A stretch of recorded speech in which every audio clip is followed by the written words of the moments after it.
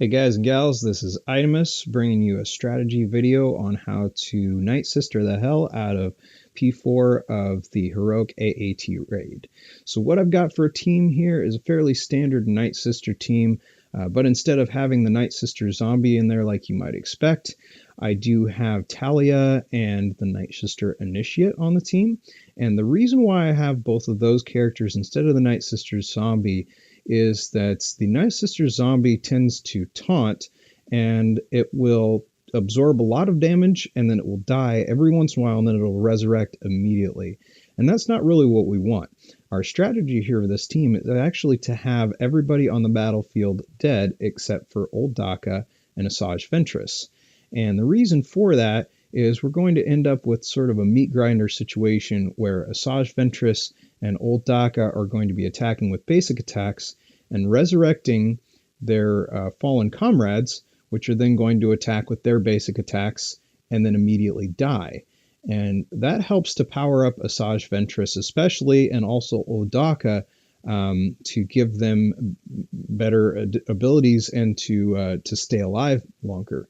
So what we're really looking for here is when anything on the battlefield dies, Asajj Ventress gets a stacking bonus to her crit chance and to her offense.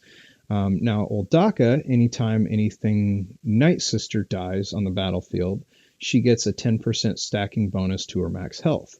So both Asajj Ventress and old Daka are going to become very, very difficult to kill once they have seen a lot of their comrades die. And then also, Asajj Ventress will do a ton of damage once we get a lot of enemies and friendlies dead. So at this point, I'm just looking to kill off anybody on my team that I can. You'll notice that I opened the battle with an AoE from old Daka, or from Asajj Ventress, and that is on purpose. That's not usually advised with Asajj Ventress because you want to kill things off with your AoE. But in this case, I wanted to incur the wrath of the B2 super battle droids. So that's usually how I open up that fight, because I would like them to do their AoE and do a bunch of damage to my teammates if I can. Asajj Ventress is really not in much danger of dying, and if she does, that's okay too. When Asajj Ventress dies, she still gains the stacks anytime she resurrects and dies. So really, it doesn't matter whether she's doing the dying or anybody else on the team. But eventually, she's going to be the only one alive because she's the only one that can take the hits. But for now, we don't care if she dies. So at one point during the fight, she does actually die, and that's perfectly fine. So that'll be coming up here in a little bit. But right now, basically, I'm just trying to get some resurrects and deaths. And so I just use Daka's resurrection ability to get the other two up. You'll notice that they have a defense and an offense buff. And that's going to protect the two of them, and only the two of them, from that overhead attack. And now we're going to use them both to do a basic attack on the B2 Super Battle Droid to try to kill it and get a res on Asajj Ventress. Now that Asajj Ventress is powerful enough, she's guaranteed to kill the Super Battle Droid, but nobody else will be able to. So she'll be the only one that gets resurrected. Now at this point, now that we've got Asajj Ventress back up, we'd like the other two to die if we can, and we'd like to be able to get old Daka up. That's our strategy here, is the meat grinder happens when Asajj Ventress and old Daka are both using their basic attacks back to back. And the reason why it's a meat grinder is because old Daka, when a Nightsister dies, gains 50% of her turn meter back.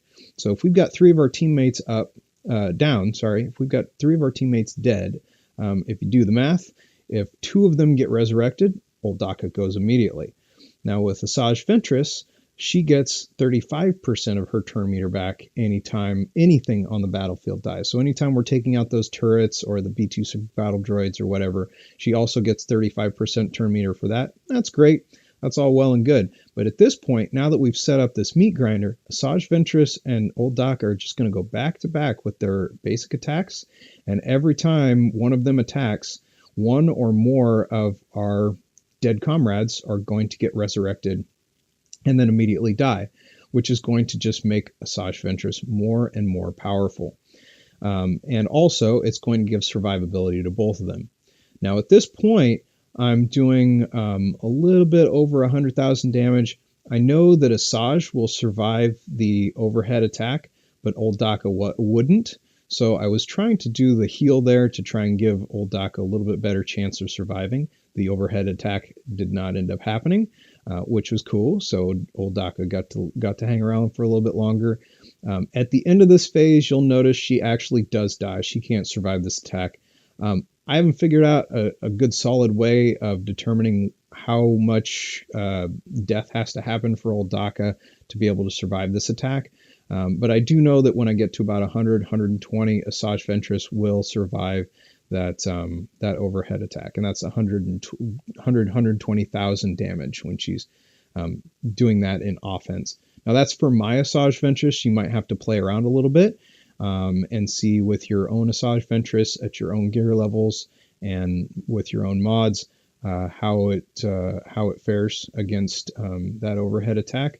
But I do know for mine, the threshold is about 100,000. Now, of course, old Daka did die, like I said was going to happen, and unfortunately now Asajj is by herself. But that's still okay. She's still got 4 of her teammates dead. Every time she attacks, she's going to get 1 or more of her fallen comrades getting resurrected and helping her to build up her offense. And that's really what we're worried about here. We're trying to work on just ramping Asajj's offensive capabilities up. And eventually it's going to get to the point where she's going to crit every time. She might already be there.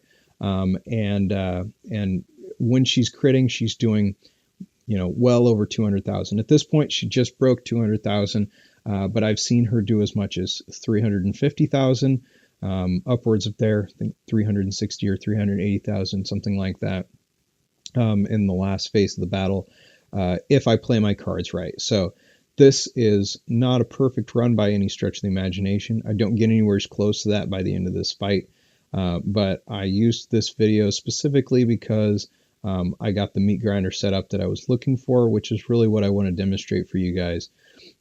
So at this point, we don't have Daka up, which is not what would be the optimal setup. But as long as we're still getting resurrects for Asajj Ventress and she's still getting deaths to power her up, that's perfectly fine. And again, another thing that's not optimal here is we got the Nightsister Initiate back up.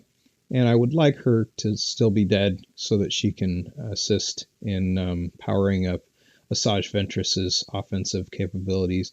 But it's okay that she's around. She'll still be able to do her basic attacks and resurrect the other characters as well. So at this point, we're still trying to see if we can get old Daka back up. If we can, great. If we can't, we're just going to go with what we have. I've done this where I haven't had the meat grinder the entire phase 4, and it still works. It still works with low-end mods. It doesn't really matter what the other 3 members of your team have. My preference would be that Talzin, Talia, and the Nightsister Initiate, or whoever you choose to have for your other 3, are all very undergeared. If they don't have any mods, if they're undergeared, they don't have any speed or anything like that, that's really a best case scenario because we want them to die as quickly as possible. If they can die during the first turn, you are set because you've got 15 turns of Asajj just putting on the hurt on the AAT. So really, we don't care what sort of mods they have. What you're really looking for is lots of crit power for Asajj Ventress. For old Daka, higher health is preferable, as well as speed can really help with either one. If you get, say, 1 of your Nightsisters dead or 2 of your Nightsisters dead, you're still going to have to rely on the turn meter gain of your standard speed for the Nightsisters. So you really want 3 of them dead. But if you can't, having faster Asajj Ventress and old Daka will help a lot with that. So try to stack speed as much as possible, but it's certainly not a necessity. The biggest thing here is you just want Asajj to be doing as much damage as possible. She's going to get the majority of her turn meter from just the deaths on her team, as well as Daka, of course, she's going to get those as well. And so at this point in the battle, Asajj is the only one alive. That's okay. She manages to resurrect old Daka. So now we got the meat grinder set up. We're going to go ahead and put that into action for this last turn here. She's going to do her AoE attack, wipe out the mobs, and then she's just going to kill off the tank in about 4 turns here. So about 10% of the AAT's health in 4 attacks or so.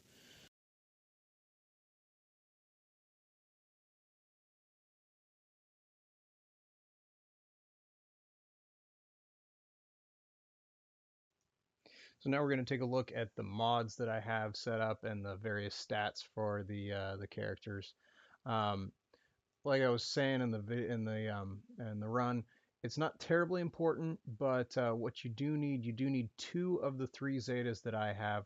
So Talzin, as you can see, has virtually no speed, but I do have her Zeta, and that is a requirement for this because she has to have those reses, and those reses come from this Zeta that she's got on her leadership.